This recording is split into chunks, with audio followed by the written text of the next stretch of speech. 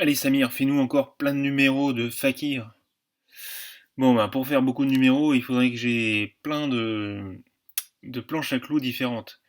Alors si on fait des planches à clous carrées, il faudrait des aires différentes. Donc là je peux faire une petite planche de 2 centimètres de côté. Donc là on voit que si on prend comme unité d'air le centimètre carré, il y a 4 carrés, donc ça fait une aire de 4 centimètres carrés. Si j'agrandis, je fais une planche plus grande de 5 centimètres de côté, c'est toujours un carré.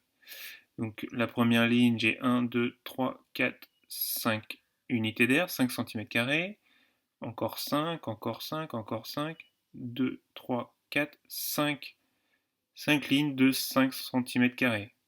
Donc en fait, ça fait 5 cm fois 5 cm. 5 fois 5, ça fait 25. On peut aussi l'écrire 5 au carré, c'est-à-dire 25 cm². Ici, si j'agrandis encore la planche à clous, j'ai 7 cm et j'ai 7 lignes de 7 cm. Donc j'ai 7 fois 7 et ça s'écrit 7 au carré. C'est-à-dire 7 fois 7, côté fois côté, et c'est égal à 49 cm². Et puis pour 20 cm, donc c'est 20 fois 20 cm². Je peux aussi l'écrire 20 au carré,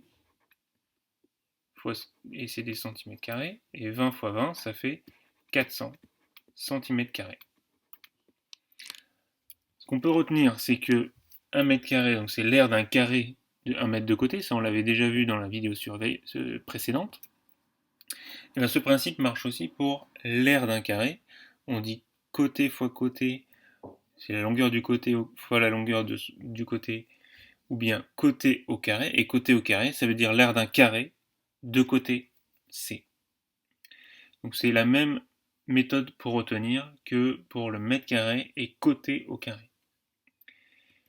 Alors cette fois-ci, si on fait une planche à clous rectangulaire, alors par exemple celle-ci, j'ai 5 cm² sur la première ligne et encore 5 cm². 5 et 5, ça fait en tout 10 cm².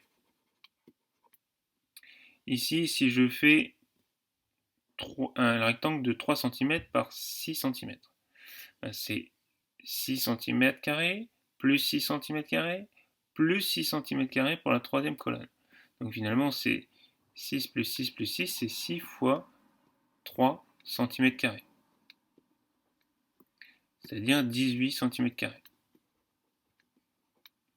Même chose ici, j'ai 5 lignes de 8 cm² chacune. Donc en tout, c'est 8 fois 5 cm², c'est-à-dire 40 cm². Je vous laisse faire la dernière.